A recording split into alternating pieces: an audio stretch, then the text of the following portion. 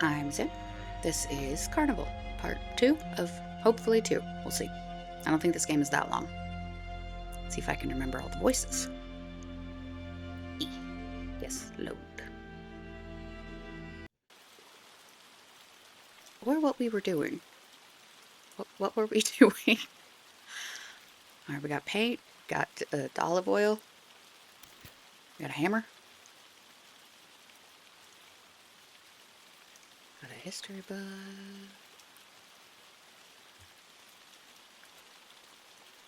I'm assuming I came here for a reason.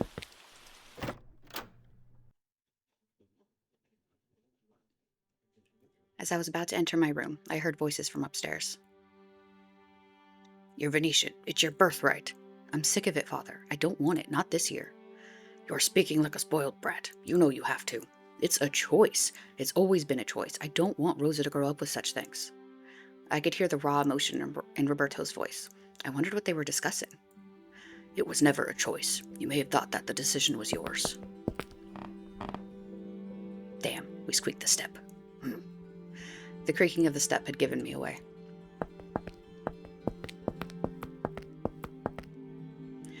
I trust you had a good day, Signor Maynard. Apologies, I was sharing a coffee with Roberto and we discussed politics. Our voices may have been raised a little, ha ha ha. It is best to avoid some subjects with those closest to you, wouldn't you say? No. Very wise indeed. Good night, Signor. Yes, good night. Can I sneak up and see Roberto? Whatever shape had been in the window was gone, if it had ever been there. Were my dreams now invading my waking hours? I decided to head straight to bed, hoping for a dreamless sleep.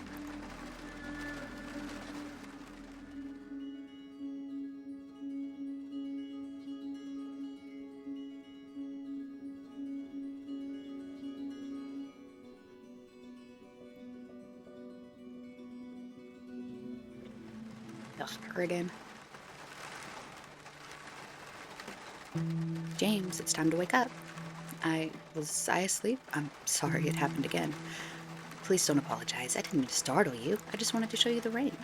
The rain? I love the sound of the rain, don't you?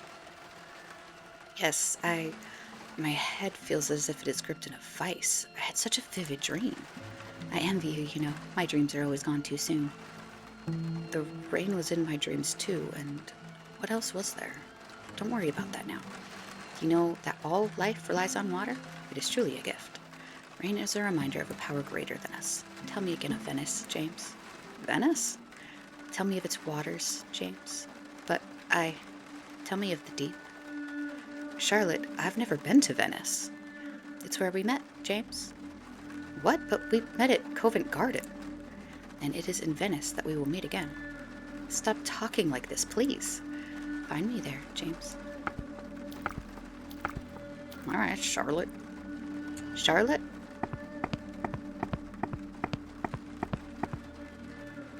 Charlotte! Come back from there, please. Did she not swim? Let us see the abyss. Down she goes. February 17th, 1933.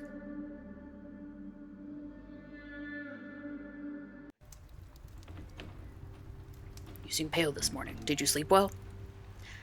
I am troubled by vivid dreams. Troubling dreams. But I shouldn't let it get the better of me. That's the spirit, my friend. And how are you, Arduino? A lot to do, Signor Maynard, a lot to do.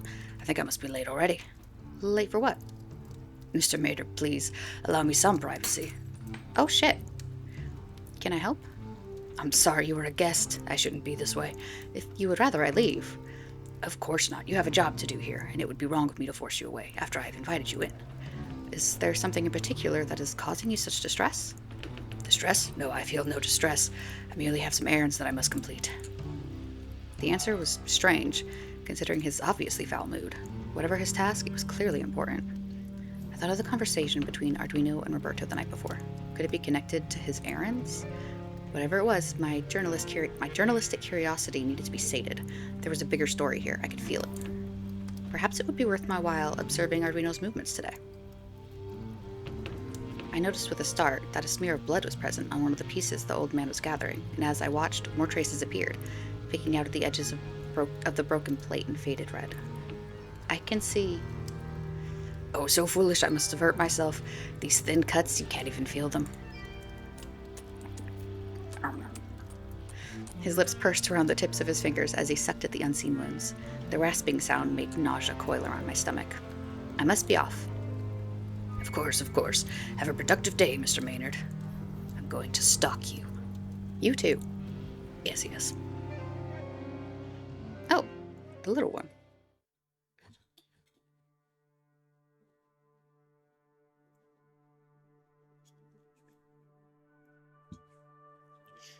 The weather outside was fine, however, there was a sluggishness that was weighing on my bones. My thoughts went to my friend Enzo. What was I to do with him? I pushed the thought to the back of my mind for now. I needed to wait outside for Arduino to leave so that I could observe him, and then maybe some of the mystery of my host and his eccentricities would be revealed.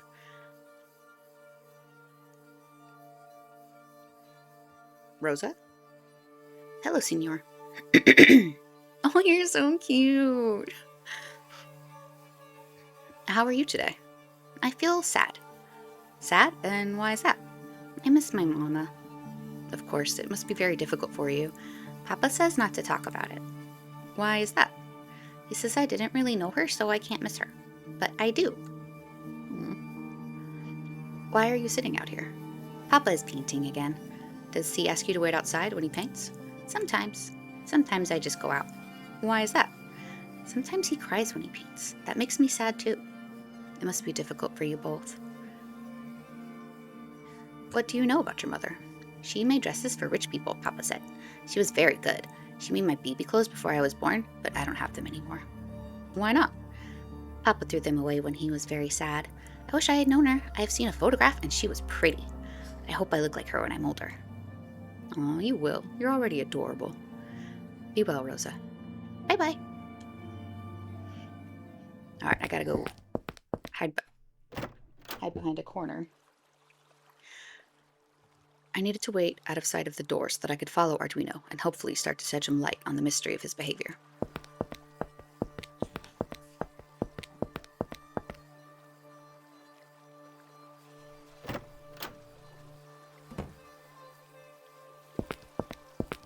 Alright, let's go!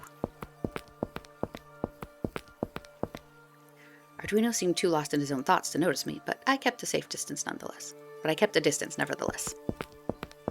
Can't just be adding words.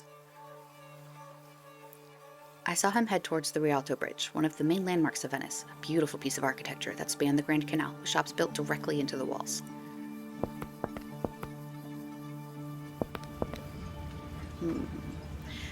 When I arrived at the entrance to the bridge, I saw that Arduino was seated upon a raised chair, deep in conversation with another man who was crouched by his shoes in the shadows of an alcove between two shop fronts.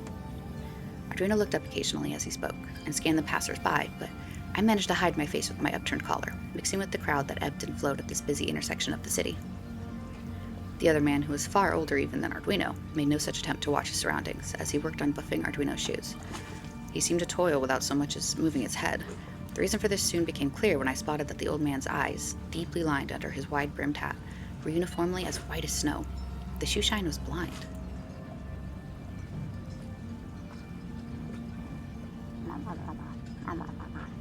The hubbub around me made it impossible to hear what they were saying, but I saw the shoe shine nodding in satisfaction. Ooh. The man had passed Arduino a parcel of some sort. With his business concluded, Arduino shuffled into the crowd. I waited. Over the course of the next half hour, I saw a string of people headed to the shoe shine, 4 of which performed the same secretive actions. The last visitor, a frail old woman, spoke loudly enough for me to pick out some important words. These were my way in, a doorway deeper into the mystery. I steadied my nerves, and when she had gone, I sat down in front of the shoe shine. A pleasure, signor. Shall I begin? I tried to keep my Italian accent as flawless as possible. I needed to blend in with the other Venetians. Yes, please do. The man began to buff my shoes with a soft cloth, his face staring resolutely ahead, a faint smile on his lips. I took a breath and repeated the words I had heard the old woman say. Do you remember the carnival? I do, my friend, I do. I remember the laughter, the song, the coming together of rich and poor, young and old. I remember the masks, I remember the clothes, and I remember the food. Tell me, Signor, what will you eat? My mind raced. I hadn't overheard this part of the woman's conversation, and I had no doubt that the wrong answer would end the exchange. Everything I knew about the history of the carnival washed through my mind in a flood of words and pictures, and I tried desperately to pick something meaningful from the jumble. The old man craned his neck, listening out for the answer. Tole, pizza, Zapole, pastiera. I don't know. What do they serve at festivals? What is a pizza? Is it cheese? That's a pastry. That's whipped cream. And that is another pastry. Fritoles! Fritole alla veneziana. Sweet fritters are common, but they are common in many festivals. It would be too obvious. Zipoles are light golden pastries filled with yellow cream and dusted with powdered sugar, popular around St. Joseph's Day, but haven't been linked to the carnival. It can't be right. Pastiera is a sweet, creamy, deep dish pie. Deep dish pie like dessert is made with wheat, ricotta cheese, eggs, milk, and zests of orange and lemon. That sounds fucking delicious. Kind of want one. Its origins are from Naples and initially was created to celebrate spring and Easter. No, it's not what I'm looking for. La Pinza della Marantega, a sweetbread, is common in the region of Veneto during Epiphany, but that is a religious festival and long gone by February, even if the carnival used to begin at the end of December. No, it must be something else. I needed to think. The roots of the carnival tradition stretched back to Roman times as part of the celebration of Saturnalia before it was appropriated by the Catholics as a celebration before Lent. I think my nose is bleeding. The word itself was said to be a reference to the time of penitence, and could be traced to the Latin words carne vale, literally farewell to the flesh.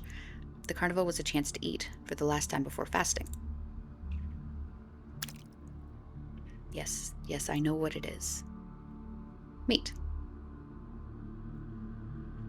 I will eat meat. Yes. The man nodded with a slim smile on his sunken features. He reached down and pulled a parcel from inside the box, before sliding it alongside my feet. I reached down quickly, a little too eagerly, and almost knocked the item onto the cobblestones. Careful, such a thing is precious. I took it and left without another word. Well, I hope you paid the man. I decided not to follow Arduino's route, instead opting for a narrow street that skirted the main canal and led towards a smaller residential corner of the city. The crowds quickly thinned, and I soon found myself alone in an alleyway, standing beneath a web of crisscross washing lines draped with dripping clothes. I could wait no longer. My curiosity burned white hot. I tugged at the trailing ends of string, and the package fell open. Looks like sealed meat. The substance inside glistened with an organic sheen. The light seemed to bring a rainbow of colors from the layer of scaled skin and blubbery fat on the surface, and as I carefully turned it over in my hands, I saw that the underside was a deep red, tempered with lines of pale gristle. So there had truly been no secret code in my exchange with the shoeshine. It was simply a piece of meat.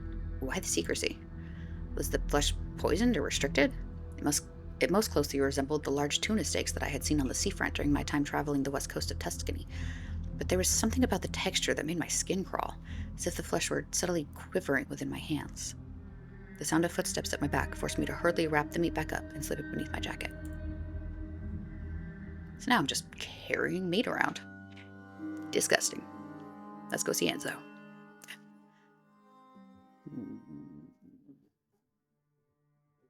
I'm watching you.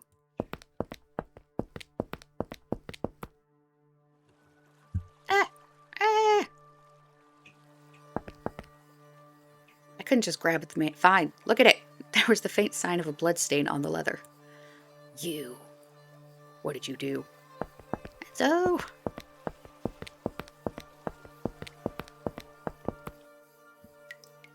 Oh, shit. Enzo's dog. The once majestic Leonberger was decapitated and nailed to the wall. My stomach churned, both with disgust at the scene and anger at whoever had done this. Its head was nowhere to be seen. Aww. It was a thickening pool of blood from the poor dead creature. Poor pupper. Enzo, your dog's dead. I'm sure you're aware. James, you came back for me. I dare not leave the room without you. Enzo seemed to have a wound on his stomach. Fresh blood splattered his trousers. Oh my god. You're hurt. Yes, when I tried to save Lupo, but couldn't. They were so strong, filled with the devil's wrath. One of them got to me. Cut me with the blade that had killed Lupo. I don't think it's deep, but by God it hurts, James. Let me go find some bandages. No, you can't leave me again. You said you would get me out of Venice. You promised to help me. Or you promised me. Help me, James. If what Enzo was saying was true, then getting him out of Venice was of vital importance. But if he were hallucinating and dangerous, then... Hallucinating? That bitch had blood on his shoe. Would it not be better for him to be safe within the walls of an asylum? What the hell happened here? They came for me, James. Who did? Them. 3 devils. They came after you left as night was falling, and Lupo, my dear Lupo, he tried to defend me, but they killed him. The poor animal. He was not just an animal, James. He was my dearest companion, and the bastards cut him to pieces. They left him there as a warning and nailed him to the damn wall. Tears flowed freely down Enzo's emaciated features. It was then that I saw a shimmer of blood on the blade of Enzo's sword, propped against the table. Could I trust Enzo? Had he done the foul deed himself in a fit of mania? But then again, the tall man outside had a clear bloodstain on his shoe. Could he have been the attacker? Did you fight them off? As best I could. I am no fighter, but my sword and pistol gave me an advantage. I shot one of them in the gut, and that gave them pause. I think they are planning to return to finish the job later. You killed a man? No, he did not die. James, I swear, it barely bled. And he smiled. He smiled at me. But you said you scared them. I don't know. I haven't slept for so many days. Maybe they're toying with me, like a cat with a mouse. Save me, James, please. Oh, of course. Did this really happen, Enzo? You don't believe me? I'm just trying to get to the truth. You know me. This is my calling. I've told you the truth. 4 of them came for me like the horsemen of the apocalypse to steal my soul. You said it was 3 devils. Now it is 4? I can't remember. It was a blur. Have you ever been set upon by a group of vicious demons wielding knives? You must believe me. You're my only hope. What was the truth? I had an important choice to make. I'm fucking helping him. Believe Enzo and help him escape Venice. Yes. Enzo, I have known you for many years, and you have never lied to me. So I will trust you now. You have my word that I will help you. Stay here. I'll think of a way to get you past the man outside. Thank you, James. Thank you. Alright.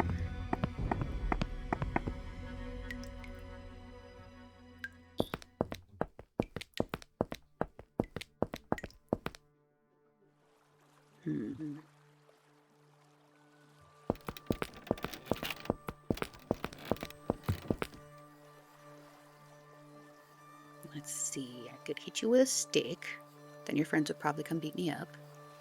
Could light you on fire. Your friends would probably come beat me up. 4v1. Not gonna win. A hammer. I don't think food's gonna make you leave. Well, I'm not gonna give you the weird meat, because then you'll probably know that I know there's something wrong. If I dump paint on you, will you leave? Perhaps it was time to take advantage of my being from England and the power of the apology. That was not an accident. What in the hell do you think you're doing, you imbecile? I'm terribly sorry, Signor. So clumsy of me. I should break your neck for that. And you would be well within your rights to do so, good sir. I truly am very sorry. I could feel my clothes sticking to my skin. Damn you, I'll be back, and if you're still here, then you'll wish you weren't. Quickly, my friend, we only have a short time before the man comes back. I cannot thank you enough, James. You've saved my life. We'll see. Let's go. Oh, and I got you dressed and everything. The train can take you to Padua, Verona, or further if you wish. The money I gave you should last for a few weeks. After that, I will make my own way. James, these clothes, the money, helping me to escape from these monsters. I cannot ever repay this debt. Just be safe, Enzo, and send me your address when you're settled down once again. I will. I just want to know one thing, Enzo. What was it that they showed you? They They asked me to. Oh, Enzo? Don't stay, James. Don't stay. Enzo, please. I know there's something wrong here, but I need to know more. No, your knowledge will kill you, James. It will kill you.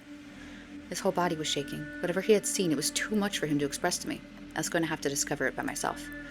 Goodbye, my friend. Goodbye, James. And may God be with you. My business with Enzo was concluded for now. I could either continue to explore the city to dig deeper into the mysteries of Venice, or else find a cafe and relax until the evening. Well, we have several more people we need to speak to. So, anyone here? Bad guys. You again. Hello, waiter. I didn't need to disturb the waiter further. Alright, so nothing here. Nothing at the train station. I need to go talk to my favorite old man. I don't want to talk to this guy. He's a dick. Hey. Good day. May I? Signor Decina has told me that you are free to enter as you wish. Have a good day. Thank you. Good day. I see the window has been fixed. I work quickly, Signor. May I? Yes, thank you. Go in. Perfect. Yeah. Sitting again, Signor Maynard. I see you are making the most of your time in Venice. I'm not telling you that. Thank you for your time. Same time again tomorrow, Signor. No. I'm not turning people into you. I am anti-Mussolini. I'm pretty sure. I don't actually remember what he did, but it was probably bad.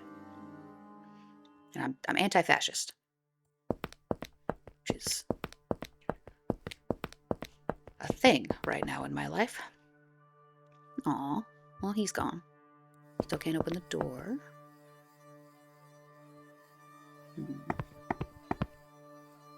Hey, church man. Gretchen? Don Vincenzo Conti. Greetings, Don Vincenzo. Ah, the Englishman. Still in our city, I see. For now. I saw a sigil on the door outside, a triangle and a curved line. Do you know what it is? It is nothing to be worried about, Signor Maynard, but I have seen so many things that you cannot hope to understand the beauty of Venice, Englishman. The priest grinned, sending chills down my spine. I've observed some curious behavior in the city, Don Vincenzo. Curious behavior? What do you mean, Signor? There seems to be secrets wherever I look. You look pale, Signor. Perhaps it is your sleeping illness.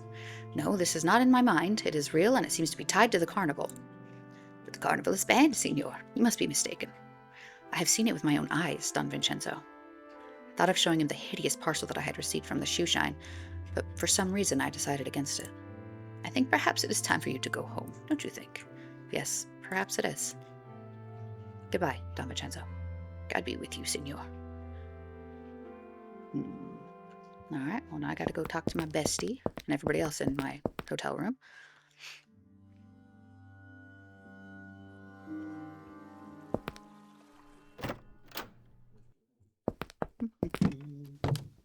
Hey Roberto, you wanna chat? Who's there? It's James. Please, James, I need to concentrate on my work. I will speak to you tomorrow. Of course. Have a good day. Isabella, are you awake? Knock. There was no answer. Fine, I don't want to talk to you anyway.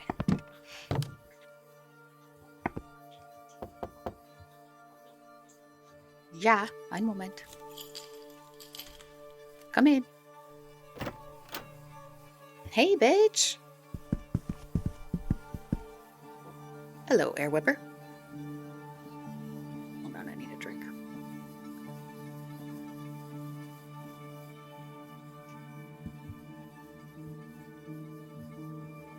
It is good to see you, James. How are you today, Air Whipper? How am I? I have a pain in my back, my knee, and my heart, but I am awake, still sharp of mind and alive. This is all I can ask of. And how are you? I am well enough, but also troubled. Is there anything I can do to help? I'm not sure. I feel that I am scratching at the surface of a wound, and the infection will soon show itself. My God, James, these are dark thoughts. I know that Venice can be difficult to navigate, but sometimes you just need to let the current take you, yeah? There is beauty in the madness, my friend. I knew he was trying to make me feel better, but his eyes showed more than just concern for me, perhaps a little for himself. I think our host Arduino may be involved in something rotten. What do you mean, James? I'm not entirely sure. Some form of smuggling at the very least. James, I respect you. Your mind is clearly able to dig into the truth of matters, but this is quite the accusation. I am telling the truth, Herr Weber. Yeah? And you have evidence? Of course I'm going to trust him. This is my bestie. I knew that Weber, despite his eccentricities, could never pass as a Venetian, so it was very unlikely he was part of whatever was growing in the belly of the city. Yes, I have evidence. I managed to get hold of some of the contraband meat that Arduino deals in. Look at this shit. James, was ist das? In all honesty, I don't know. It is unlike any meat I have ever seen, and I have dined on every coast of the Mediterranean. How did you get it?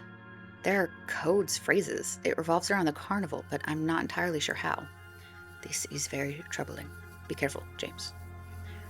Though I would like to think I know Arduino well, perhaps I too need to be careful. Take care, Herr Weber. You too, James.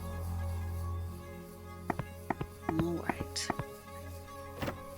Oh, I guess that's everything for today.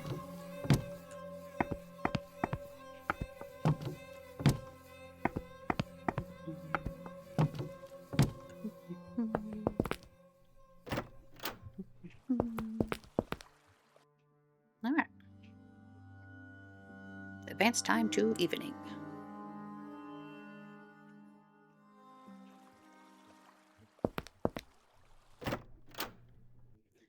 Rosa was still sitting on the stairs, her feet drawn up under her. Are you all right, Rosa? Have you been here all day? Her face was wet with tears. She didn't reply. It was monstrous to leave a child by herself for so long. Had she even eaten? I decided to head up to Roberto to give him a piece of my mind. Oh. Maynard, kommen Sie bitte schnell. Weber's eyes flared with what seemed to be a strange mixture of excitement and abject terror. He'd obviously forgotten in his current delirium that I couldn't speak German. I looked back at Roberto's door before following Weber. I could speak to Roberto in a moment. All right, old man. What's up? Come inside. As we were passing Bella's apartment, nestled on the floor between Roberto and Weber's, I noticed a small note that seems to have been hastily jammed underneath her door. I crouched down and teased the paper out, with the intention of smoothing out the ridges so that it would slide under the door easily. Oh no. I noticed that the paper didn't carry any words, but simply a symbol, one that I knew from somewhere. It was the triangle and curved line that was emblazoned on the window of the building where Isabella worked. The paper itself seemed to be a rather expensive cartridge paper, and the symbol was drawn on in a heavy artist pencil. It was obviously some sort of coded love letter from Roberto. I looked down the stairs instinctively, knowing that around the corner was the small form of Rosa, the unwilling observer to the affair. I felt my heart break, both for her and for the couple who had such complications to overcome. I slipped the note under the door and continued up towards the waiting form of Weber. Weber, please, what is this about? What do you wish of me?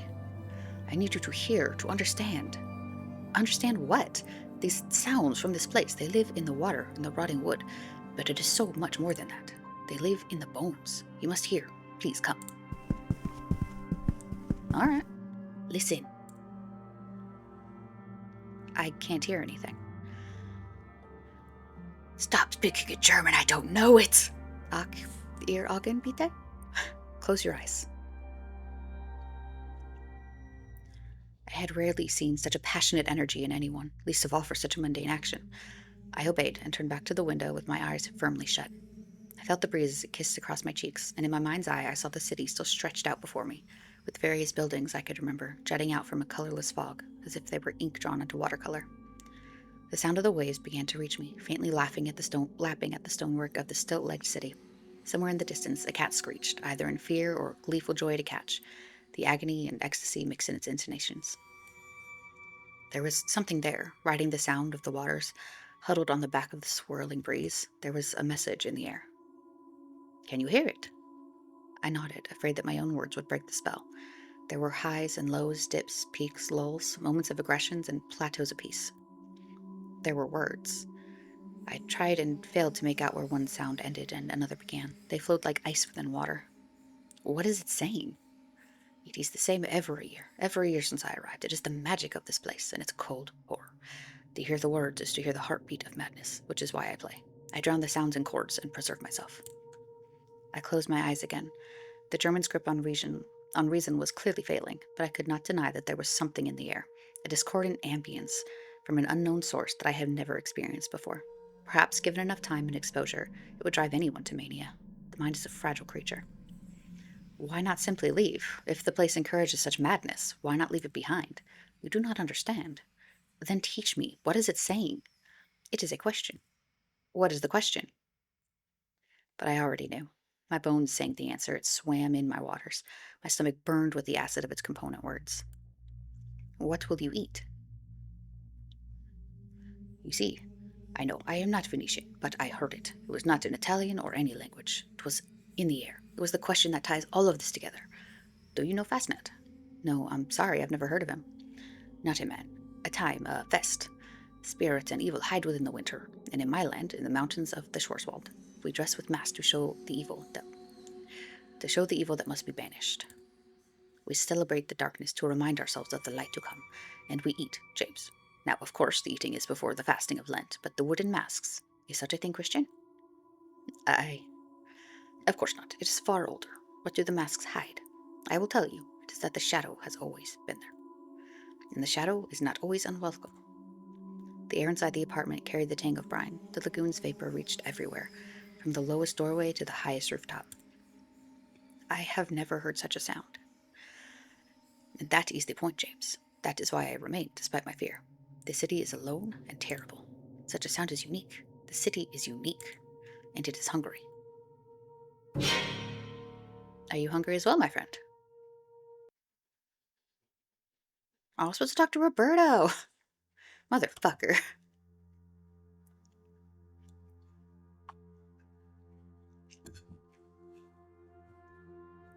I didn't even remember sleeping. All I could remember was Weber's distended jaw. Another hallucination, but one that had shook me to my core. I had asked Weber why he remained in Venice when it affected him so, and yet, was I any different? In any case, the end was now in sight. Come in. Meat man. I noticed that Arduino seemed to have injured his hand. It was strapped with a bandage, and he was carrying it close to his body. He was also wearing a tightly wrapped scarf. He looks a little different. It is finished. My article? Yes, it's all ready. Well, I still have to write the piece, but I have more than enough to make a worthwhile story. And none too soon. Weber may cling to Venice's terrible beauty, but I would rather retire to less stressful haunts. The train could not come quickly enough. I'm glad I could help. The scarf flapped with every word he spoke.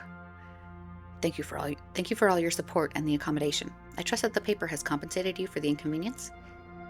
Of course. They were very generous. I hope you will take back a positive impression of our city and its people. Venice will survive Mussolini, just as we survived the Austrians, and perhaps, in time, we will gain the power and independence of old. We can dream, eh? Dreams. I longed for an escape from dreams, and leaving the city was my first step.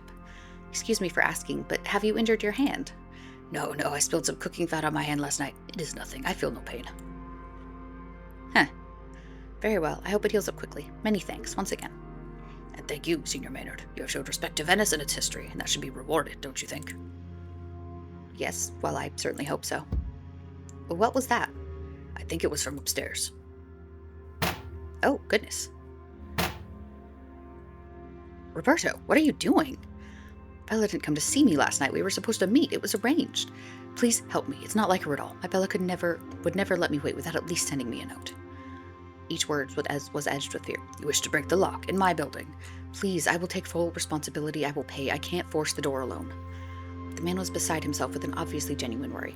So I pulled myself in alongside him, and together we threw ourselves into the door. Why don't you kick it? Oh, goodness. She done got kidnapped.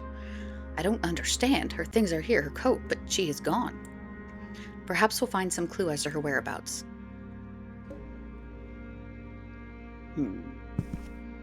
There were some dark, muddy footprints on the carpet, made by heavy boots. A cup of coffee had broken and spilled over the floor. A book had fallen from the bookcase. There was something under it. That letter. What letter? The one you gave to Bella. I don't know what you're talking about. Oh, well, that's not good. I know what happened. What? What happened to her?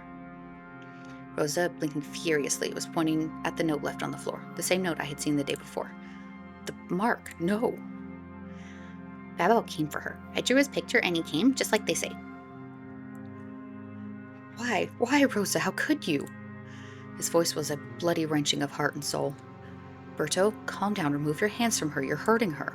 She killed her! My Bella, my own love. Rosa began screaming at her father with words long festering in her heart. She is not my mama. You're so cruel to Mama. You've forgotten her. Bloody-minded idiot child. You barely knew her. Enough. You go too far. This is your daughter, and she is clearly distraught. Gott im Himmel. Was ist da? Was ist lost? You don't understand. She has done something so cruel, so irreversible. You know nothing. She has killed my Bella. Nonsense. I heard children talk of the same babao on the street. It is a fairy story. I can't even understand why you're giving it a second thought. Isabella is most likely at a friend's house, or... I don't know, in all honesty. She could be anywhere, and it would make more sense than a ghostly visitor. Imagining that she's been taken by some specter is ludicrous. I looked back at Weber and Arduino for support, but found none forthcoming. Weber's face was a mask of concern, closely matching Roberto's, whereas Arduino wore a strangely blank expression, as if he were frozen under ice. I know that facing this is hard, but hurting the child would be wrong. She is young and doesn't understand. Weber, they're talking about Bella being taken by the babao as if it could happen. Why is Arduino giving any credence to this? It's madness.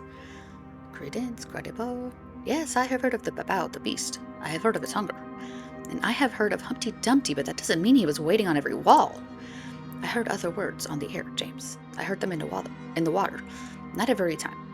But when the night is clear, I have heard them as clear as crystal, running beneath the question like a heartbeat. Babao, babao, babao. I have heard it many times and drowned it with music. You heard the words last night, James. You know there is more at play here. I see things, hear things with my condition. Do I have that condition, James? Does Roberto? No. But it can't be. I won't believe it. It is time for you to leave, Signor Maynard. We will deal with this as Venetians. There's nothing more to be said. The gulf between the way I viewed the world and the way that the others did was so vast as to be terrifying. Had a mass hysteria grip the city, or was it I who simply couldn't see the way the world truly was? I looked from Weber, with his spectral words and discordant music, to Arduino with his unflinching pride and fanatic love of Venice, and finally to Rosa and Roberto, united and divided in grief over a situation that surely could not be as deadly as they were making it out to be. I was an outsider to their world.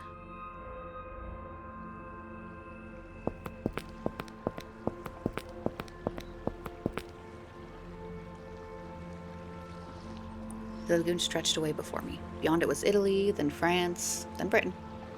All being well, I could be home in a few days, where I belonged. I never met the man who made his own way in Florence, or who managed to flee the abusive household that had held him since childhood. I suppose Charlotte will be joining us tonight. No, Mother, I'm afraid not. I received a letter. We... Spit it out, boy. We are going separate ways. And not a moment too soon. Strumpets and whores. Strumpets and whores, that's all these girls are nowadays. No modesty. Better stay here with your dear mother. No, Charlotte is. Don't contradict your mother, idiot boy. Oh, George, don't scold the boy. I'm just glad he's finally passed his wanderlust so he can stay here to take care of us. Pfft, better than nothing, I suppose. I knew you'd never leave. Fuck them. The letter stung my hands, a cold indictment of the past that would not leave, unless I let it. I had no idea what would transpire if I remained in Venice, what hidden secrets I would unearth, or what danger I would find myself in. Was that fate any worse than returning home to rot? No! We're gonna find Isabella! No, if I left now, I would forever wonder what could have been, what I could have done to help Isabella. I needed to head back to the others and face this situation head on.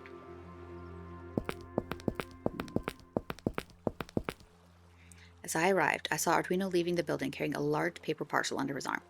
There was a look of blissful serenity on his mottled features. My host's manner had become stranger every day, and this passionate response to Bella's disappearance had chilled me. I needed to see where he was going. Stalk that bitch. Arduino! As I made to follow Arduino around the corner, I saw a man step from the shadows. Hello. Hello, my friend. Are you on your way to the festivities? He was wearing a white mask with a wide, frozen grimace shaped into its varnished plaster. Yes, please. I'm in a hurry. Aren't we all? Do you have your mask yet? Mask? But the carnival is banned. Even though I could not see his face, I could feel his countenance change. I see that you are not Venetian. Banning the carnival is like banning the tide. It will keep coming, no matter the plans of the silly little creatures who try to stop it. I see. If I could get past, please. Of course. Be well, senor, and be sure to enjoy the carnival. I longed to curse the man who had gotten in my way, but as I was British... Good day, senor. Good day. Goodness. The man had delayed me enough that Arduino had slipped away. I would need to search the city for him.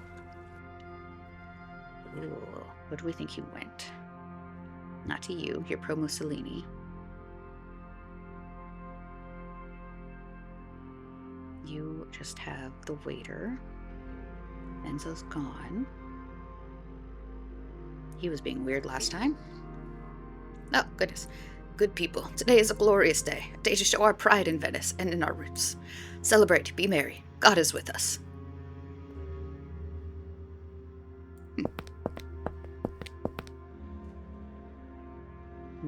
Your eyes seem blacker. Don Vincenzo. Ah, good to see you, my boy. Quite the congregation. Is it a religious holiday? Of a sorts. It is the start of this year's carnival, my boy. The carnival? But the black shirts. The Venetian people will not bow to the black shirts, Signor Maynard. Some things are far more important than Il Duce. Have you seen a man with a parcel walking in a hurry? I've seen many people today, and will see many more. I would invite you, but you are not Venetian. Don Vincenzo, oh goodness, your eyes, are they? I think they must be soaked with tears, senor. I must admit I am feeling very emotional. You do not understand, do you? No, but your eyes are fucking creepy. No, clearly not. Goodbye, Don Vincenzo. Peace be with you, Signor Maynard. No, I can't go back. Okay. Well, you didn't help me any. Let's try Piazza.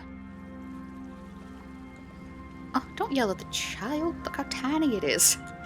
Hey, you there. Me? Celebrating the carnival is forbidden by order of Il Duce. Take off that mask right away. I have no idea how to actually say that. Is it like Il Duce? Il Duce? Il Duke? We're gonna just get with Duce because it's fun. I don't want to. Insolent wretch, it's not a request, it's an order. Leave him alone. Stay out of it unless you want trouble. Maybe I do want trouble. Maybe all of us do. The carnival is a sacred tradition, and I advise you leave it well enough alone. I think perhaps we will let this indiscretion go this time. A wise choice. I can't talk to any of you. Hello. I decided not to disturb the man. He was clearly still furious with the black shirts, and I didn't want to get in the middle. I don't want to disturb them, as they may wish to take out their frustration on me. Perhaps it was a better idea to speak to the child. Hello, child. Hello there. Hello, senor. That's a very interesting mask. What does it represent? Maybe a jester, maybe a bird, maybe just a person. You don't know? I just like the way it makes me feel. My parents say everyone wears masks, sometimes one you can't see. Yeah. What's your mask? A good question. Have you seen a man with a parcel walking in a hurry? Maybe. I don't remember. You don't remember? Do you remember everything, even boring things? I suppose not. Did the black shirts scare you? No, they're just little men. I'm Venetian. I'm protected. By who? By my people, my family. It must be nice to feel safe. And strong, senor. We are very, very strong. Goodbye. Bye-bye. Alright, well, that didn't amount to much. Where next?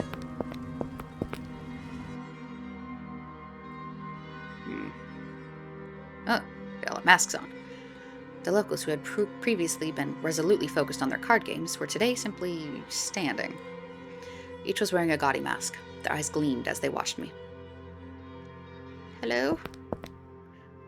What are you doing? We are waiting, senor. Something the matter? No, nothing. Can I ask you some questions? If you must.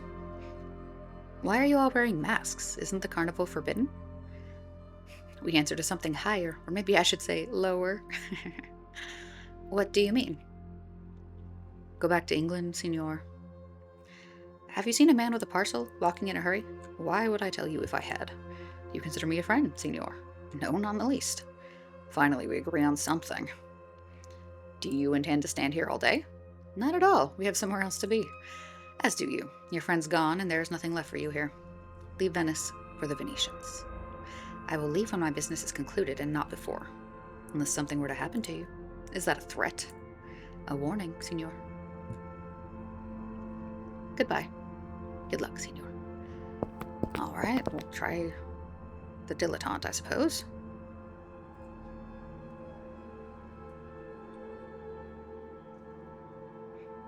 Senor, would you like to hear a carnival song?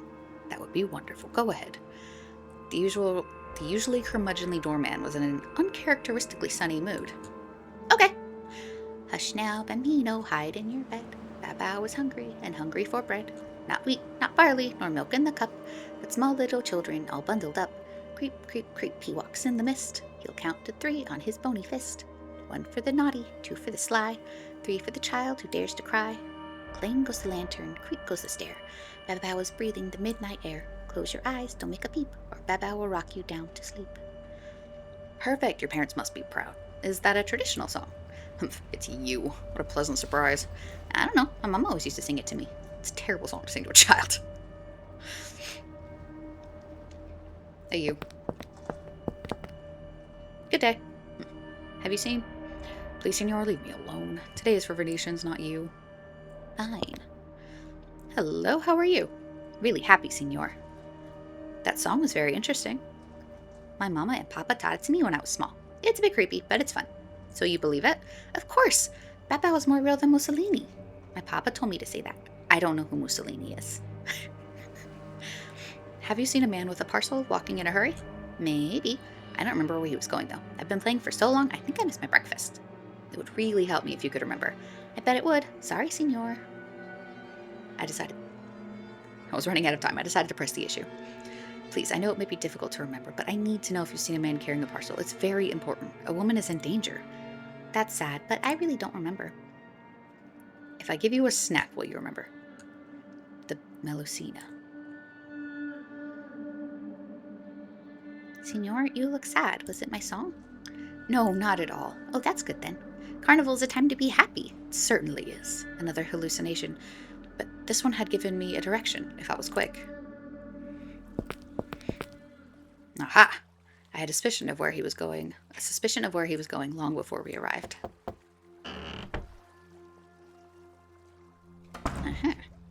Arduino placed a plague doctor mask on his face and entered the building, stepping into the light that spilled from within. Was Bella still in there? Had Arduino abducted her himself? It was likely, or at the very least, he probably had some part in it. I needed to find a way to find out either way, and I needed help. Besties. You are certain. Certain? No, but if you put all of it together, it does seem clear. Gott in Himmel, I have always trusted Arduino. He fooled us all. I'm sure Isabella must still be in that place. But what if you're wrong? If I'm wrong, then I'm wrong. I can leave then, and Isabella, wherever she is, will have to find her own way. But if I'm right, and if something has happened to her that I can help with, and if she needs a way out... Yeah, I see. All right. Ugh, James, you are dogged. We must have masks to hide our faces. Then you'll come too? What do I do with my life now, eh? What do I move or influence? I sit in a room and stare at a city that lives without me. I listen, and I try not to hear. What good is that? I used to be a soldier. More than that, I used to be a leader of men. I should be better than that. Thank you, Herr Weber. But are the 2 of us enough? I don't know. We must be quick for Isabella's sake, but maybe we have time to bring someone else if they trust me enough to join our cause. There's also the question of whether I could trust them or anyone in this delirious city. I needed to think very carefully. Roberto, obviously. It's his wife. Roberto would surely want to help me save Bella. but would he go against his own father? Yeah, he's been yelling at him several times. And then I saw him put on a mask and enter Melusina. As I was speaking the words, a fact dawned on me. But you already knew he would go there, didn't you, Roberto? James, I overheard you and Arduino speaking. This is part of your birthright, isn't it? There are things I cannot say that you cannot know of. It is too late for secrecy. Bella's life might be at stake. Please, Roberto. You've been such a good friend, helping to protect Rosa from those bullies and speaking to her about her mother. I'm not angry, I promise. I should be more open with Rosa, discuss the past so she can begin to heal. Bella also told me you checked in on her after you saw where she worked. You were a compassionate man and brave to involve yourself in all this. You're an example to me, and I will follow it. I will follow you. But I will tell you, I don't know what we will face in there. There are parts of that building that I have never been to.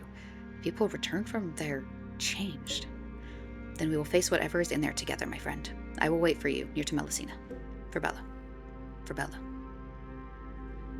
I needed masks and costumes before meeting at Melusina. Perhaps the shop by the station would have what I needed. Alright. Let's go to that place from the beginning of the game where we saw that big statue thing at front. Let's get some masks. Oh, there's the Melusina. Mask shop. The mist rising up from the lagoon reminded me of the day I had arrived at Venice. The mannequin was no longer present, which was a blessing of sorts. Let's go buy some masks.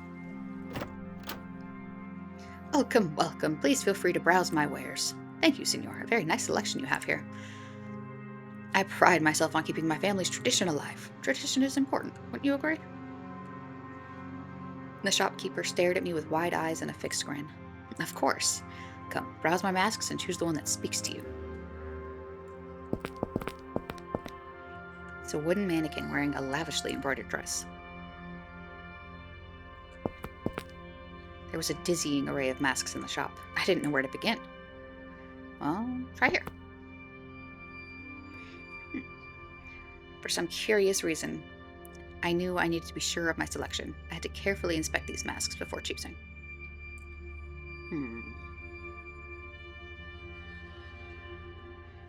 What can you tell me about this mask? Ah, the Volto. It's also called the larva ghost, as it's certainly unnerving when seen in the moonlight. It is always a white mask, and it is usually worn with a tricorn hat. Despite the sculpted female features, it can be worn by a man, if that is your wish.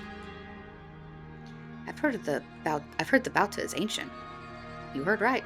It's hundreds of years old, young man. It was even used outside of the Carnival sometimes, within other festivals, or to celebrate the election of high officials in the Republic of Venice. Some even wore it whenever possible, even daily. Weird. This mask, the Jester. It is a clown mostly associated with the Middle Ages. Starting in Italy, the Jester moved into all of Europe, introducing theater in Spain, Holland, Germany, Austria, England, and especially France. The origins of the Jester are said to have been in prehistoric tribal society, however. Jesters are mainly thought of in association with the European Middle Ages. The Jester was a symbolic twin of the king. All jesters and fools in those days were thought of as special cases whom God had touched with childlike madness, a gift, or perhaps a curse. In the harsh world of medieval Europe, people who might not be able to survive any other way thus found a social niche.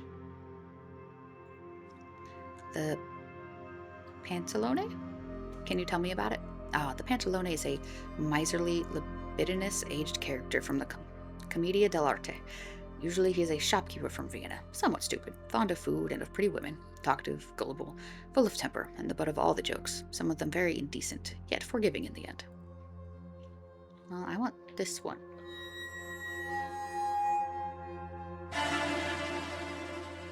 Huh. My mind was clearly still playing tricks on me. The jester mask that remained behind simply stared at me with laughing eyes. I gritted my teeth. The last laugh would be mine. This one. I want this one. Signor, are you all right? You look pale. I have so much to do, and I'm not sure I can do it. Just smile, Signor. A smile works wonders. A smile dripping with bile. I will need more than one mask. So, James, do you have the masks? Yes, and appropriate costumes, too. And you all ready? There is no turning back once we are inside. Fuck yeah, let's go. Yes, I think I'm ready. Good, you must do the talking. My Italian is not good. Certainly not good enough to fool a local. And I have something for you, for when the talking fails. Oh, a knife! The knife had glistened with a sheen of cleaning grease. Its handle had a small hooked guard on one side, and the blade carried a serrated edge. A bayonet, a souvenir. Keep it close. Thank you, my friend. Let's go. The black shirts were conspicuous in their absence from this part of the city, or perhaps the local enforcers of Mussolini's law were more Venetian than fascist, and they gave the foreboding building room to live its malignant life. Oh, look at us. So fancy. Dun, dun, dun, dun. Confidence is the key, James. Oh, well, now I know which one of you is which. Will Rosa be safe while we look for Bella? She is with our neighbor. They have children of their own. But Rosa is Venetian, James. Even if our neighbors are like my father, they will still protect her. Do you know what we may face in there? There will be revelry, drinking, but I have only ever been to the first room. There are corridors beyond where others would go. Where my father would go. People change in there, James. In what way? I have seen faces change, bodies stretch, strange wounds. I'm sorry you have been dragged into this. I walk in there willingly, Roberto, be sure of that. What are you discussing? Be ready for anything, Weber. We are walking into the mouth of hell. Knock, knock, knock. Sweat drenched the doorman's brow, dripping from beneath his mask. It splashed onto the street, more water for the drowning city. I kept my eyes firmly locked on the man, matching his leaden gaze. The man rubbed a wide tongue across his teeth. Don't just stand there. Let us in. Oh, someone is eager. There's time enough. Don't worry. The carnival is only just beginning. In you go. Oh no, they're going to find my knife. I could feel the cold of the blade resting beneath the jester's costume. There are more fetching creatures than you in this place. We would rather their hands on us than yours. I know that masks make everyone a king for a day, but don't test me. You will be searched or you don't come in. Alright, fine. A blade? And what's this for, your highness? What do you think? Cutting the meat, of course. You'll give that back. Perhaps some lira would help you look the other way. I have certain appetites. I'm sure they're hardly the worst thing to happen in this place. That seems like the right one. There's only one appetite here, as you know. I'll be keeping this. Oh, fine. I'll need it anyway. Kill people to make jester hat. There was nothing I could do. My disguise was more important than the blade. I had to carry on without it. Enjoy your time at the Mussolini, Signor. The beast will soon be rising. Huh. Delightful. The doorman's parting words swam in my head as I beat.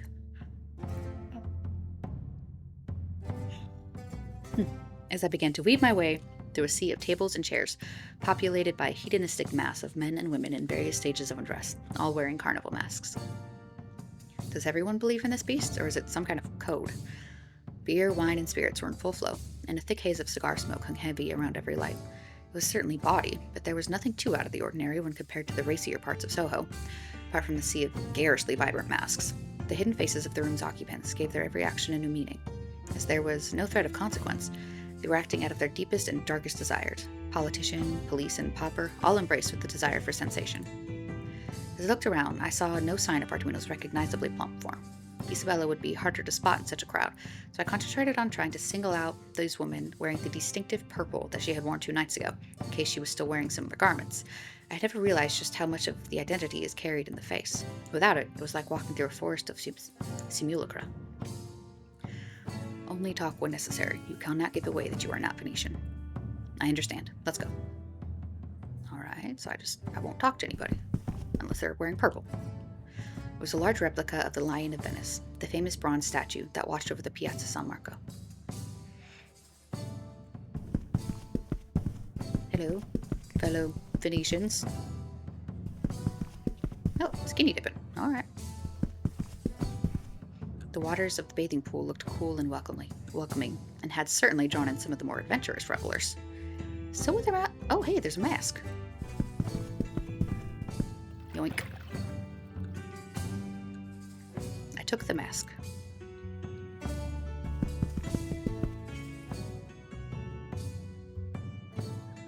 Oh, you're wearing purple.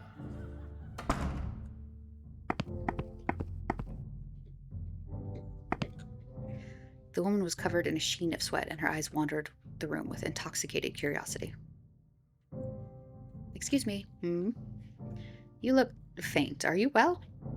A good question, senor. The carnival has finally begun, and I am certainly enjoying myself, but my body feels as it's on fire. The heat is overwhelming. Perhaps it is the dancing. And the wine, darling. Yes, of course, the wine. What is that necklace around your neck? Is this your first carnival? Yes. I am a young man, but eager to see more. Even so, surely you recognize the mark. Of course. I mean, what is the meaning of it? It was a gamble, but the man looked apparently conscious, so I doubted he was going to see through my subterfuge. It is the mark of the beast, of course. The same mark that sits over the door, the same mark that, well, don't tease the young man. It is important. That's all you need to know. It will help you go below. Below. And what is down there? Ha! You will see when you are ready. Your parents will give you the mark when the time is right. I see. Thank you. I knew a little more, but still not enough. Why don't you cool down in the pool? Now that, curious stranger, is a simply fantastic idea. Definitely. Come, my dear, let's shed our clothes. Fantastic. Oh, very well. I'm assuming I needed you out of the way? No, they clearly wanted some privacy. Alright, fair enough. Ooh.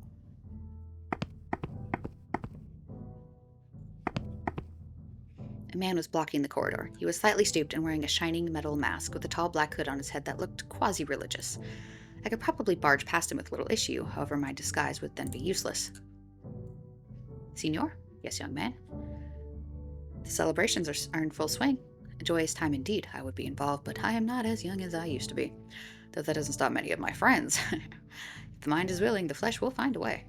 I see. As it is, someone must make sure that only those who are truly prepared may travel inwards, so I will play my role. Will you let me past? Eager to peek behind the curtain, are you, lad? To feed the appetite? I can hear the excitement in your voice. It was most likely nerves that the man could make out in my words. It was most likely nerves that the man could make out in my words. I still had no idea how we would get out if our disguises failed. As a true Venetian, your family will have raised you with the knowledge, but I understand how this can slip the mind when you are surrounded by so many eager bodies. I am happy to remind you. You need to offer me the mark, speak the words, and show that you have a suitable offering. Okay. What is the mark? The mark is the symbol of our city. The lion? No, the weird triangle with the... My mark is etched on a silver ring handed down by my father. Others may have it on an earring or a brooch. If your parents deem you ready, they will pass one on to you. And if they have already moved below, well then, perhaps you can join them next year. I had no family right to this madness. I needed to think of another way to gain one of these trinkets. What are the words? They are the words that are intoned in order to bring about the carnival boy. Their repetition awakens him. If you do not know them, then you are not ready. These are sacred words. Ask your parents, boy. You're Venetian, aren't you? Man laughed, clearly not considering that an outsider would have made it this far. I don't want to make him think otherwise, so I didn't push the point further. Where can I find a suitable offering? It should not be hard to find in this place. Many have already consumed their fill. The offering is for me, to honor my role as his custodian. These old bones ache, and I wish to feel young again. So when you find it, ensure that it is... You want drugs? I have to find you drugs? Okay. I need drugs, words, and jewelry. What's in here? Muffled. Ah. Sounded as if there were words being chanted in the room next door. Perhaps there was a way of making them out. Cup your hand around your ear. Damn. The wall was too thick to be able to eavesdrop with just my hand. I needed something else. Okay, so we need to find a glass. The paint was firmly closed. I would need a tool of some sort to open it. I don't know what I need paint for, but okay. It's too large to carry, and in any case, I had no need of it.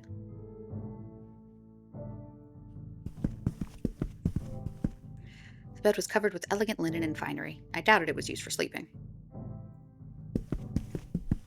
It was a painting of a tall woman with pale skin, wearing a crown. How curious. Alright, so we need something to open paint. We need something to paint. We need a cup. And we need drugs. Alright. Oh, hey! I can steal that guy's necklace. No, we want to steal the necklace. Aha! Why would you... Well, I took the symbol hanging on the chain that had been discarded amongst the clothes. One down. You, what are you whining about? Signor? Where is your mask, Signor? My mask? I don't know. I must have dropped it somewhere. The man's eyes were wide, red-rimmed and stained with tears. His face switched seamlessly between happiness and fleeting despair. Your eyes, senor. Hmm? They are so red. That will be the opium, my friend. Is that safe? Who knows? In truth, I couldn't care less. The man blinked slowly and briefly grinned before looking down at his feet. The carnival is certainly in full swing. Yes, the colors, the shapes. He swayed on his feet and managed to right himself. It is beautiful. What does the carnival mean to you? It is a glimpse of the divine. One day we will all descend. Don't you mean ascend? Ha, a funny joke, senor. Are you all right? You're weeping. I don't... I miss her. Who? My love, my Maria. I lost her somewhere in the crowd. She has found a more handsome, richer man, no doubt. I'm sure that's not the case. What a fool I was to fall in love. Oh. You mentioned opium? Could I have some? What need do you have for narcotics to give to the other guy? Weren't you paying attention, Roberto? Trust me, Roberto. You want my opium? No, I don't think so. With Maria gone, what else do I have? And what if I find Maria? What then? Find her? Yes, if you can find my love and bring her to me, you can take my opium. For what greater drug is there than love? So you say. What is Maria wearing? A dress similar to mine, and her hair is the color of the morning sun. Please find her. I will do my best. Take care of yourself. Sob. Well, there was a girl in green by the front door. I need a... Hey, you. Can I have a cup? Senor, you need something? Can I have a glass? I have no more wine glasses for the moment, but there is a tumbler, if that will suffice. That would be perfect. Very good, thank you. Thanks, bro. No, I don't want any of that. Thank you for your time. Always a pleasure, good sir. Hello, woman in green. Senora. Yes. Is your name Maria? It might be. Who are you? Just a man enjoying everything the carnival has to offer. Is that so? Your eyes say different. For a moment, I thought she could see the tension that my body held, the trepidation and fear that was wrapped around me. They are not nearly red enough. You should indulge yourself more. I tried not to let her see my shoulders sag with relief. What are you doing over here alone? Are you trying to court me, senor? No, not at all. That had best be the case. My heart belongs to another. Is that so? But I'm just not sure if he feels the same way. Love is such a mystery, don't you think? I could not agree more. If you're looking for your lover, he is by the bathing pool. Is he? In the embrace of another woman, no doubt. No, not at all. He is weeping as he thinks he has lost you. Why, Giovanni? That doesn't sound like him. I have never seen him weep. Well, he has never lost you before. You have a way with words. You should be a journalist. But I do not trust people I have just met, and I have no interest in seeing him in the arms of another if you are making fun of me. Is there nothing I can do to convince you? If you bring me his mask, then I will believe you. His mask. Very well, I'll be back soon. Your lover gave me his mask to show you. That's not his mask. Don't joke with me, senor.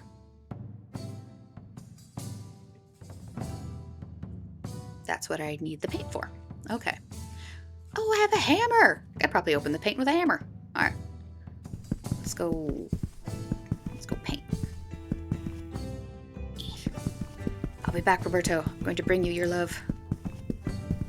First, I need to paint a mask. I'm like it in the air a lot so it dries quickly. Alright, in we go. So first, let's find our cup. Yes, muffled words. E.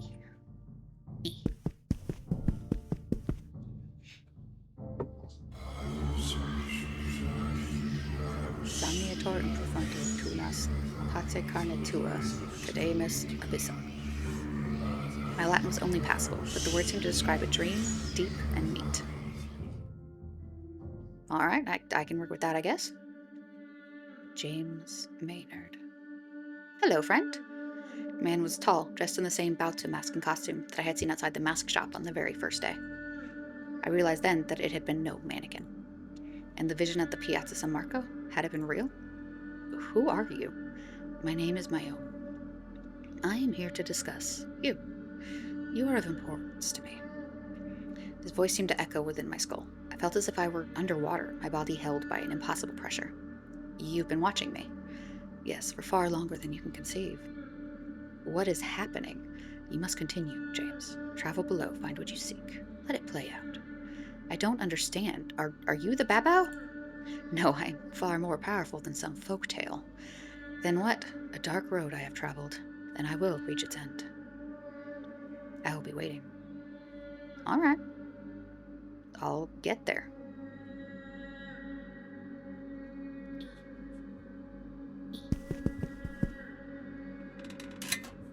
We're just gonna dip this in there. And now I have a green mask. I painted the mask. I painted the mask with the green paint. Yeah. Reunite some lovers. Let's go, boys.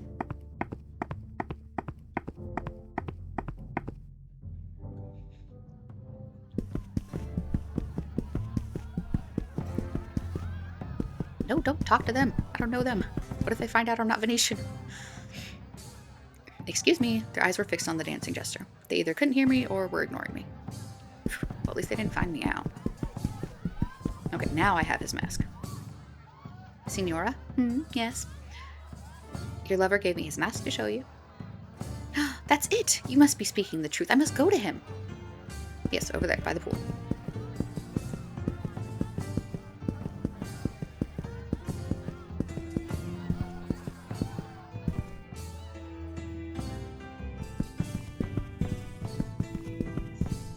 Alright, let's get some drugs.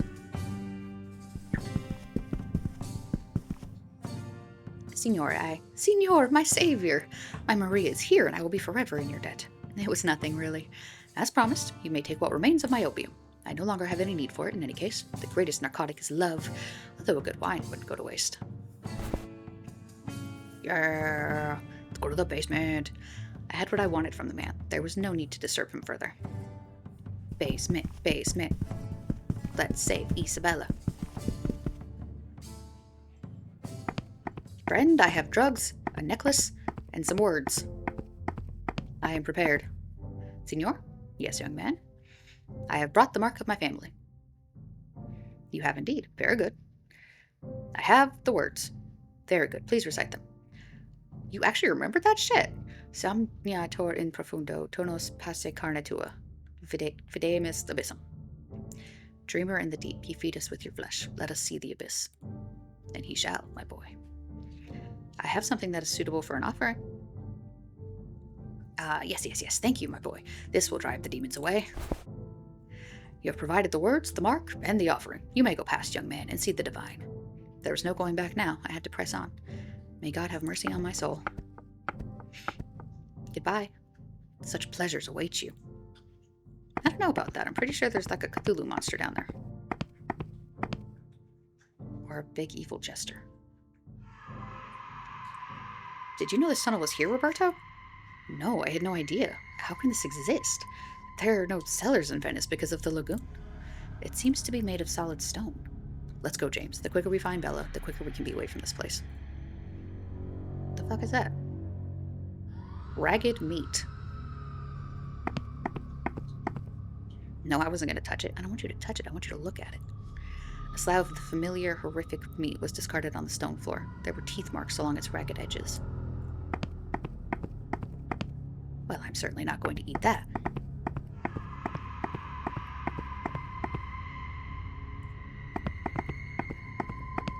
I can feel it in my muscles, its golden glimmer on the water's surface.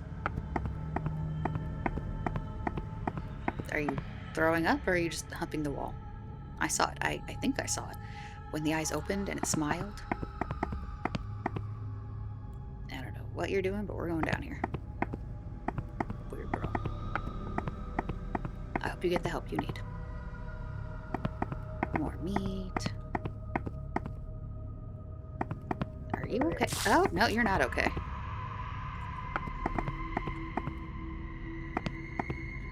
Signor? Nothing. Either he didn't know I was there or didn't care. Probably didn't care. He is a little bit busy throwing it.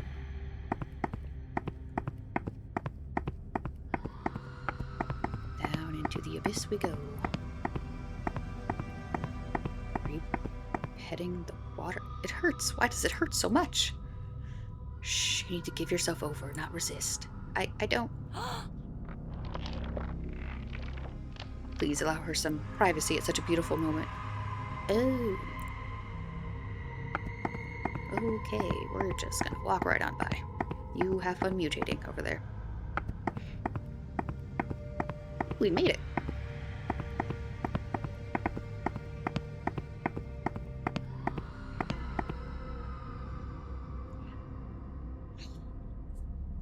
By the time the steps ended and the floor leveled out, I surmised that we were at least 100 feet below the mud floor of the Venetian lagoon. The slope had given way to a long, wide corridor, the walls of which were angled inwards towards the ceiling in a curiously unfamiliar architectural style. The corridor was lined with huge blocks rather than bricks, and the majority of which had succumbed to black and green tracks of mold. If you want to turn back, now's the time. James, I want to, more than anything, but I won't. Not yet. Bella needs us. We must continue. We'll find her. You can be sure of that. Thank you for bringing me, James. More meat. I don't know what the fuck he's doing. The man shivered and contorted, his skin shimmering with a feverish sweat. Just gonna walk on by.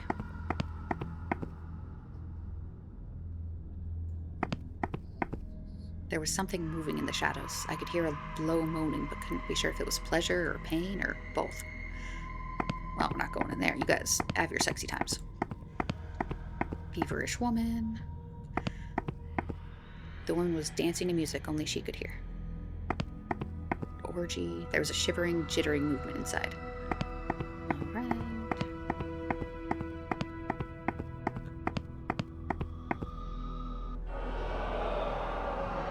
What in God's name? This place must be deep below the lagoon. How long has it been here? Look at this hellish place. God forgive me, I should have left years ago. You really should have. James, Arduino, I see him.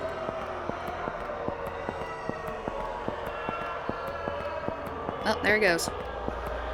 We must follow him quickly. Come on, James.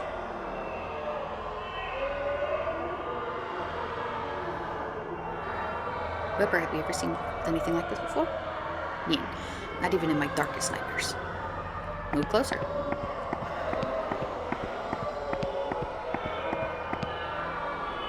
Now that I was far enough forward, I could see the spectacle that had drawn the crowd. A man of crooked spine stood atop a dais that the chattering throng were clustered around, wrapped from head to toe in a red cloak, with his face bearing the all-too-familiar mask of the Bauta. There was a pedestal next to him, with the slab of the foul meat sat upon it. It dripped with black ichor. The dais also housed a large, crumbling well, but we were already far below Venice, below the lagoon. What could possibly be at the bottom? The Cthulhu monster. Brothers, sisters, my children, rejoice! Today is a glorious day. I show my true face to Babao. The crowd gasped in some strange, misplaced awe as the man removed his mask, revealing his face. With a start, I recognized the drawn features of the blind shoeshine who had dispensed the hideous flesh. Blood seeped from his eye sockets. My old eyes are gone. I have no need of them now. Let go of me. Let me leave this hellish place. The young man who screamed out seemed to be barely an adult, and there was terror in his eyes as he struggled against his captors. You are full of vitriol, little Marco. You are not here as punishment, my child. You are here because you were marked. You were chosen. Your own parents are within this very hall, and they put you forward because they believe you are deserving of the honor. This is a time for rejoicing. Where is our latest daughter? I stand here, blessed by Babao. It was her. It was Isabella. Goddammit, is she a part of this? She must have been coerced somehow. Bella, we must get her out of here. Roberto, wait. We must look for the right moment. She eagerly pulled down her already ripped dress and revealed her bare torso, which was displaying a pattern of raw red recessed lines, in the pattern of the symbol that was emblazoned above the door on the door to the Melusina. Were they lashes from a whip, or healing cuts? There were bruises there too, signs of struggle. However she had got here, I doubted she had gone willingly. I saw Rosa in my mind's eye, so small, so vulnerable, lashing out at the person who was trying to steal her father, waiting on the steps for a friend to take that enemy away. And it was these cultists who had taken her. No, do not hide your beauty away, my dear. You should celebrate it. We should all celebrate it. That monster. I can't believe that bastard is my father. We must get Isabella away from this cursed city and never return. Agreed. Your dad's looking a little lumpy. Oh, he has gills. I give my body to the Babao, as I have for so many years. This young thing was given over to Babao by my granddaughter, and though she was an outsider, she was now Venetian. She fought against the feast, but when she had tasted the meat, the change began quickly, showing that she is truly blessed. Oh no. And now I reveal my own body. The flesh that was revealed could barely be called human.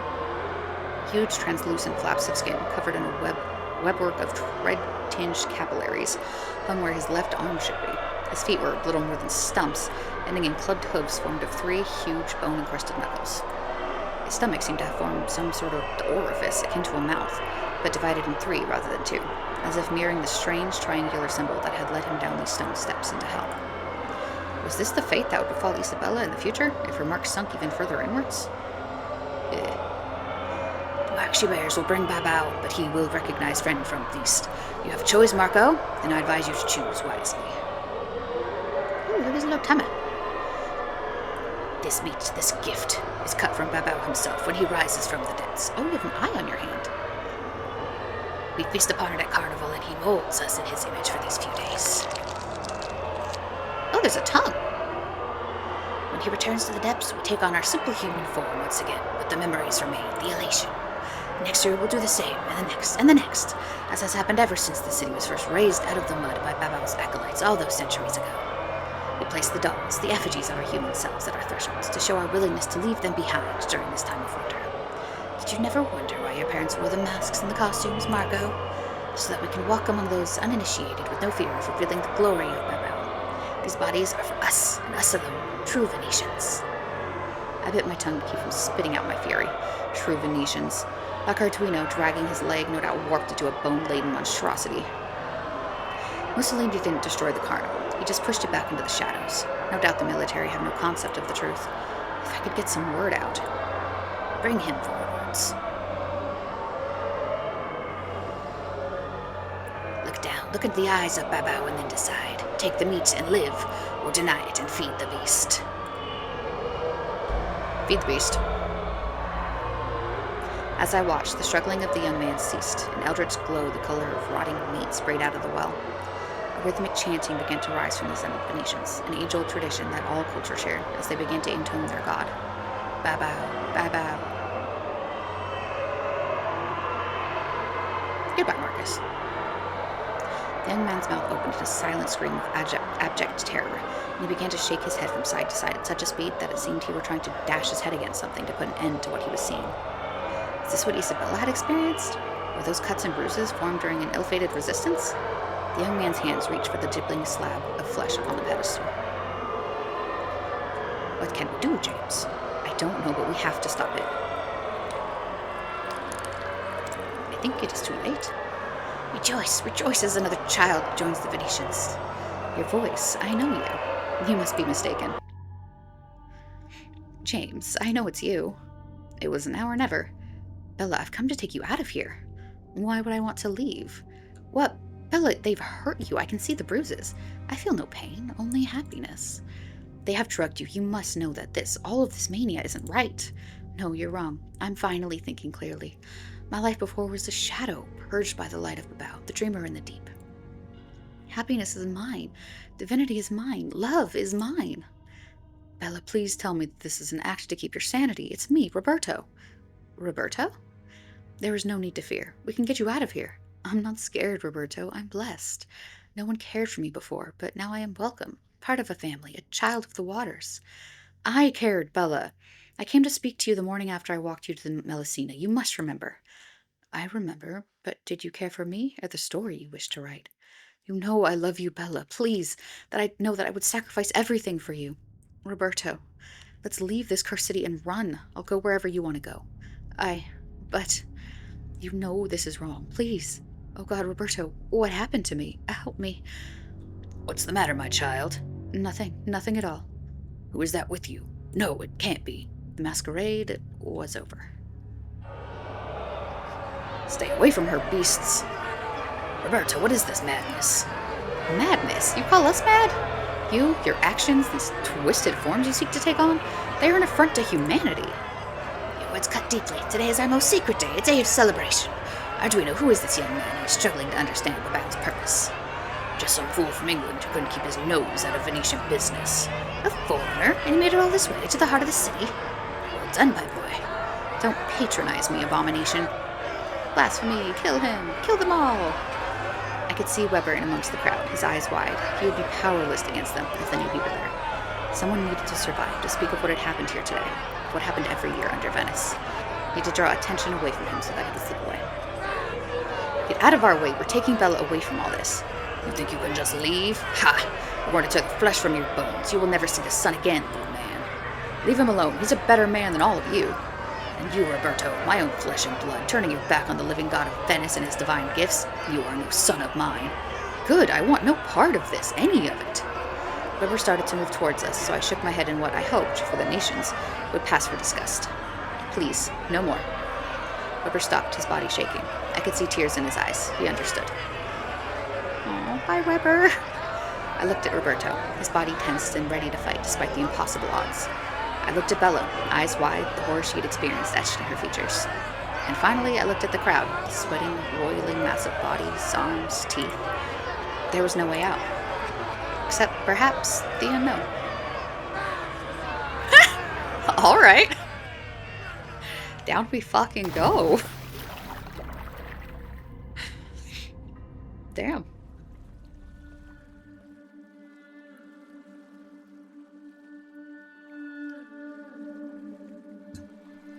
The water was brackish, cold as the grave.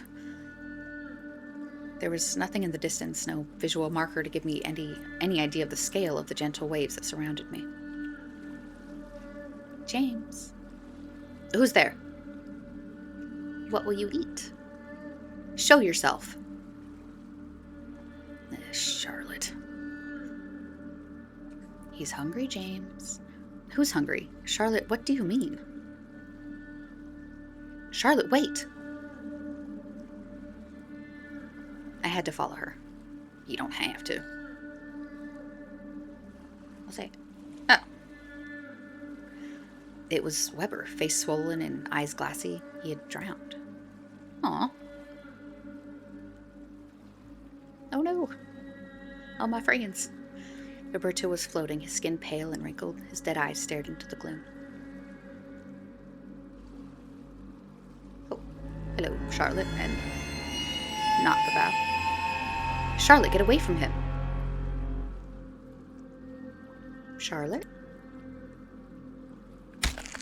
Oh. Okay. And I guess she wasn't really using that.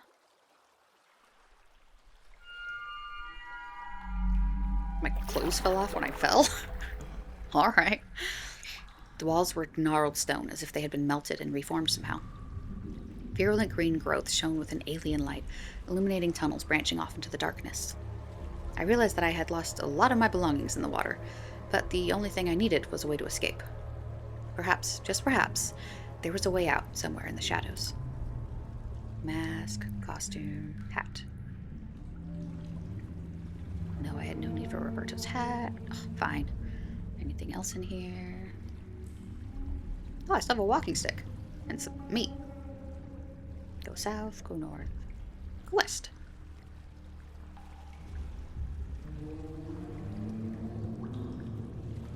Broken stones.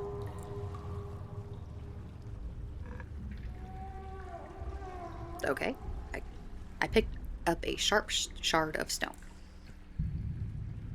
Now I have a sharp shard of stone. Hello, friend. I didn't want to touch it. The skeleton was curiously tall and clearly had been revered in some way. Were these tunnels the original temple to Bao?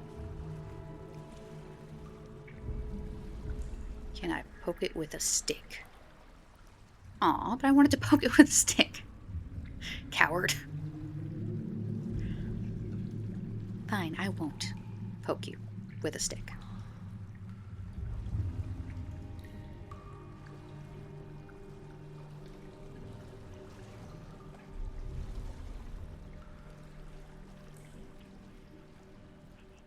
Huh. It's a big jester rock. Huh. It was an inscription in Latin. Passe mihi donum et Remunerare. It meant feed me the gift and be rewarded. But what gift? Maybe with more investigation in these unearthly tunnels, I would find a clue. Maybe the meat? The statue depicted the grinning face that had crept at the edge of my nightmare since I had arrived at Venice. This obviously depicted Babao, but only in the way that a silhouette hinted at the shape they casted it. The truth was something else, something far greater in scope in every conceivable way. Alright. Anything in here?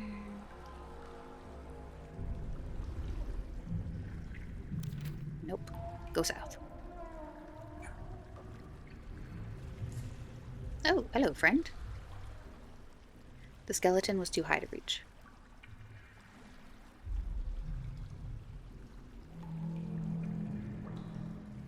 Despite its age, the rope was too tightly knotted to undo. Sharpstone? You're a sharpstone.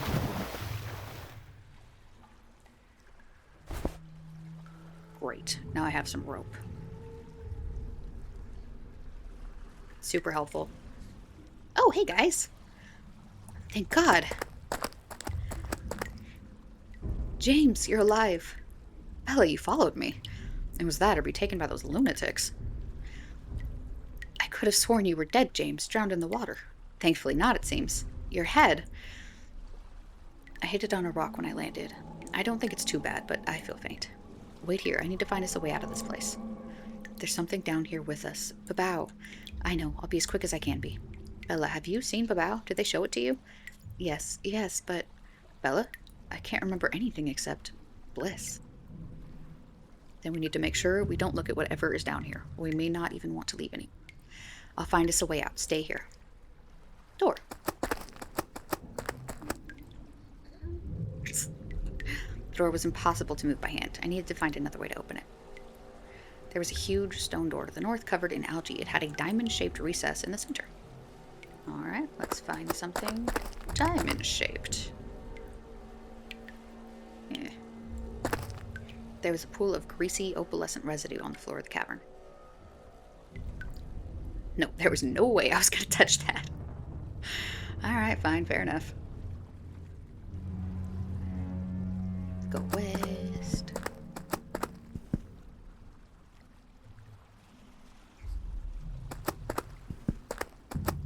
Pretty sure that's where I woke up.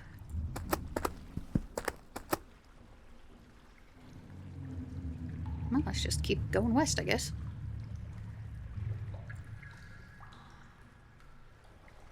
Ooh. We found something. Crude drawings had been carved into the stone, alongside an inscription in Latin.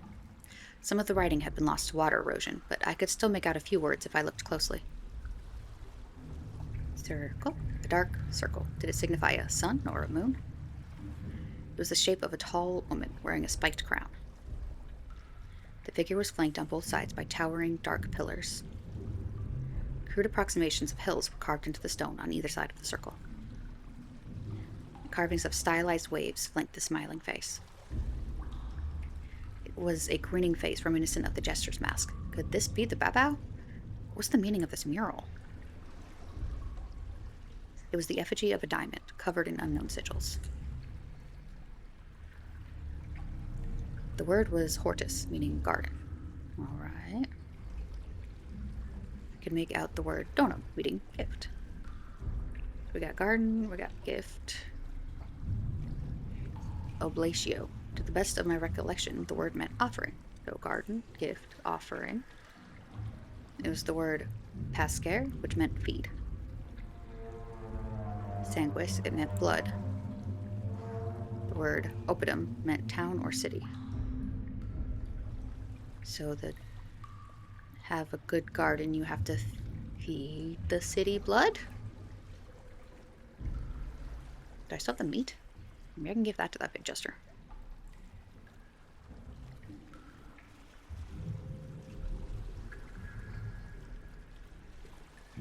I would like your crown, please. Crown was too high to reach. I tried to get you to poke him earlier. I had to specifically click the crown. Oh, goodness. Yes, grab it. Thank you. Heh. It was a crude iron crown, rusting at the edges, but still relatively sturdy. Great. I have a crown. I have a rope.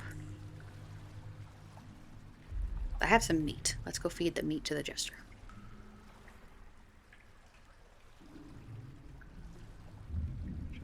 Jester, would you like a meat? Nope, that didn't work. Are you sure? Fine. Do you want a crown?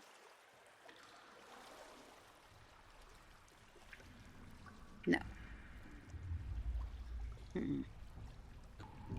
The stone was slick with algae and somehow warm.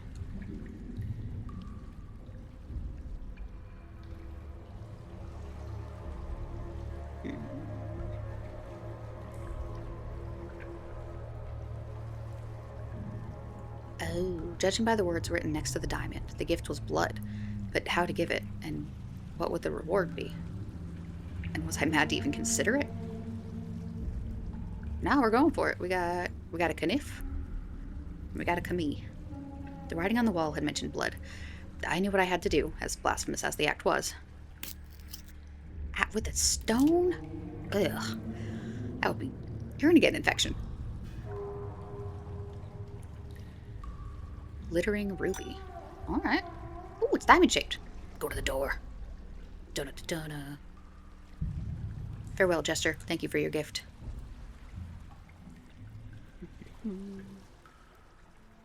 Guys, I found a diamond. I'm gonna put it in the door. Yeah, bitch. If I don't come back, don't follow me. Ooh. The room beyond seemed to be a vast temple of some kind, fallen into disrepair. There were two colossal pillars, but only one was still intact, holding the weight of the lagoon above at bay. I figure they'd take better care of this. And click on that. Grinning doorway.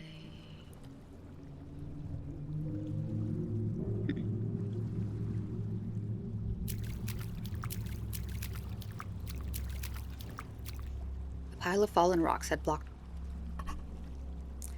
the mouth of the bizarre doorway. Move them? No. The rocks were too slick with algae to be able to move. I needed something to dig into them and pull them apart. We have a variety of things that could potentially work because this is a point click, so let's try them all. No, okay. Walking stick. No. Stone shard. No. Crown.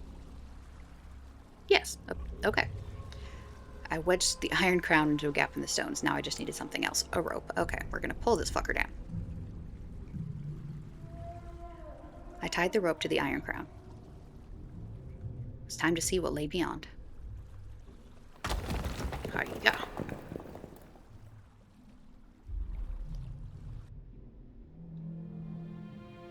I found myself standing on the edge of a chasm, falling deep below Venice, below the caves, even below the depths of the ancient well.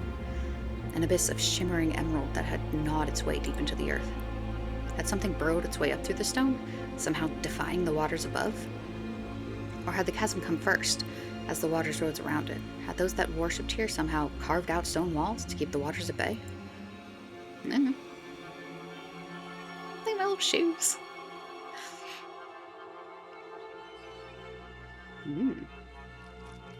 I don't think we should jump down there. That light. Something crawled in the divine miasma, and as I watched, it seemed as if all were empty around me, that I could feel the press of hidden matter. I had breathed out a moment ago, but there was nothing to breathe in, save the chill, the heaviness. I was bathed in a sight I could neither comprehend nor resist. It was brilliance and death, eyes, mouth, and tongue. It was the beast. It was Babao. Oh no, well that can't be good. Babao, what will you eat? Please, I see you. Another fleeting spark of fluctuation, an infinitesimal sound between silences. Another and another and another. I will unfold you. Light poured from its mouth, a vomit of corruption that did not belong within reason or reality.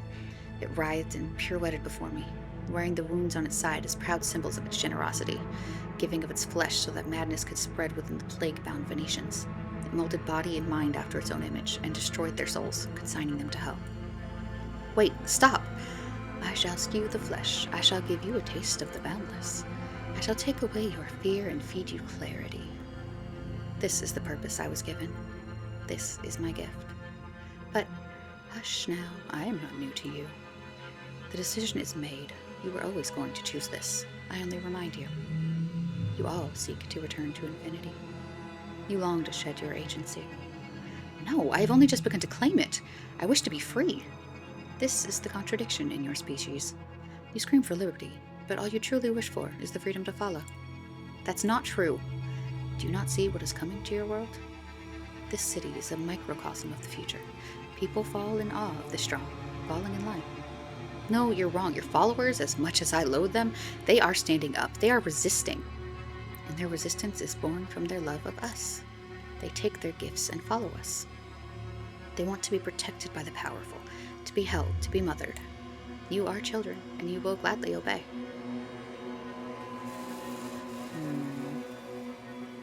I don't know, I'm pretty good at not obeying. I don't want to obey any longer. I've only just begun to truly live my own life. That is irrelevant. Your span is trifling, less than a breath to me. My senses flooded with ecstasy, knowledge of past and future skittering across my mind. I was touching everything and nothing, floating in the womb of the cosmos. And then I felt it, at the edge and at the center, a dream of the physical somehow breaking through. The letter in my pocket, a thread of preservation. No, please grant me a wish, a favor. Creature, a request, please. Speak. I wish for you to understand. You think I do not understand? I know more than you could conceive. No, my meaning is, I wish for you to understand me, my worth, which I am only just beginning to understand myself. Please bow. See me. Insolent dust. Stars are born, they flare, and they die. I have seen all of this, and yet you expect me to see you. Your essence is worthless. But worth is subjective, and my essence, my life, is worth everything to me. You speak of your purpose to give this gift. I was sent to this place as a reward. I am the gift. The change is the gift. The knowledge is the gift. But what if I refuse? Surely your purpose is not to change people against their will. No one has ever refused me. I have always been wanted. I have been needed. I refuse you. I reject you. Not from anger or from fear, but because I do not need you. I have enough. I am enough. Good for you, buddy. So be it. Oh, cool, we got out. My friends! Gretchen. Hush. Where?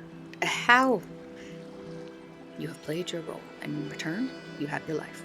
Are they? They are alive. Babao has returned to her. And finally, it is time. Or it is mine. The figure was holding the crimson diamond that had unlocked the door to the ruined temple. The city will change, and in time it will forget. My head swam with fading images of places and times that I had never known. And as they drifted away, they were replaced by anger. Was I just a pawn in all of this? A pawn? No, you had your precious self-determination, although it could only have been you. Why me? Because you are here now. Your experiences, your choices, your desire to be free. The route to this place was yours, and only yours. Your path mirrors my own in many ways. It was a joy to witness. And you were not powerful enough? Do not test me, James. I do not have to be kind. I felt myself at the edge of another chasm, one of a very different kind, and I needed to step back from the edge. Whatever this nebulous game was, the players with their motivations and their powers were beyond my imagining. What do I do now? Whatever you wish, just as you always wanted. Okay. Probably we should go and get Rosa. Weber. Move out of Venice. Though I suppose if they're done being weird evilies, we could stay in Venice. Oh, look at me! But old. And you know, as much as the terrors that I faced deep within Venice still haunt me today, It is the thought of that man that continues to haunt my dreams. Have you ever found out who he was? You must understand, I spent years in an institution after I returned to England. No one believed a word I said. What about your companions? Couldn't they corroborate your testimony? Roberto and Bella just wanted to forget and start a new life, and I had no right to demand more of them than that. If I'd asked Enzo to relive his own nightmares of Venice, then his last shred of sanity would have gone, and his testimony would not have been believed in any case. Weber tried to help me as best he could, which in the end turned out to be by persuading me to hide these secrets and feign a recovery. And the old man was right, as always. He passed away 6 months after I was released in 1938, and I am glad that he didn't live to see the world aflame once again. After the strife of the Second World War, I tried to forget it all, to be normal. What made you seek out my help? As much as I tried to move on with my life, finding a wife, having children, the man in black was always at the edge of my world. A story here, a whispered word there. I am getting older now. The horizon is closer than ever, and this will sound foolish, I know. I will not judge you. Please continue. I fear I will see him when I pass on. What makes you think he's still alive? Oh, he's very much alive, you can be sure of that. I want to be safe. I want to find a way to protect myself, protect my soul. And you want my help? I spent a lot of money trying to find someone who would believe me, and I was told that this was your specialty. Well, Mr. Maynard, I will certainly do my best. First, I need to know what I'm dealing with. Do you have any other information you can give me? Have you ever found out his name? Well, there was something he said which struck with me particularly. A dark road I have traveled. I have looked into this phrase and found reference to it in many places and at many times throughout history. Italy is my specialty, and I did find it linked to a name in Italian folklore. Il Snetturato, meaning the heartless. Huh, alright. So we're trying to not get eaten by the heartless when we're old. Art, animation, writing, and coding by Jacob Preethirk, aka Beyond Booleans. Being a solo developer is a lonely business, and the following people have kept me going during the development of Carnival. My heartfelt and special thanks goes to Bernardo Uzzetta for his tireless work on a fantastic score, and his humor, humility, and support. Laura Hunt of Dead Idol Games for her support, advice, honesty, and tolerance of many, many questions. Dr. Spencer Jones for many, many years of moral support and creative collaboration. Thank you to all the testers who have helped me to iron out the bugs in Carnival, especially Maria Giacchia, Kostas BK, Max Fiederling, Sasa Strobel, the last to know, Paul Platonius, Carlos Moya, Point Pixel Adventures, Victor Parejo Medina, Croqueta Assassina Studios, Tall Story Games, Scared Stupid Incorporated, Tom Hardwidge, Alexandru Hagiu. Thank you also to the fantastic developers who help with bits of code, advice, and support. Jose Maria Melendez, Postmodern Adventures. Huge thanks also go out to Jay Krieger and Neil Bolt from Safe Room, a Bloody Disgusting podcast, Villainy Versus, Super Cat Punch, Crimson Wizard, Sarah Warren Rupert, the awesome Point and Click community, the AGS community, original soundtrack by Bernardo Uzzetta, additional music, Carnival Op 9 by Schumann Barcaroli, Op 10 and 3 by Rachmaninoff, Frescobaldi, excerpt from Organworks, created with Adventure Game Studio, copyright 1999 to 2011, Chris Jones, 2011 to 2025, various contributors. Thank you for playing Carnival by Beyond Booleans. Carnival began life as a novella I wrote around 10 years ago after my honeymoon in Venice. It's actually a lovely place, please don't be put off. Any resemblance to actual persons living or dead is purely coincidental, as are the events, but they did end up building the road bridge. Alright, we did it! We beat Carnival! And sent the baddie back to his mom, apparently. Go us. Well, thanks for watching. Bye!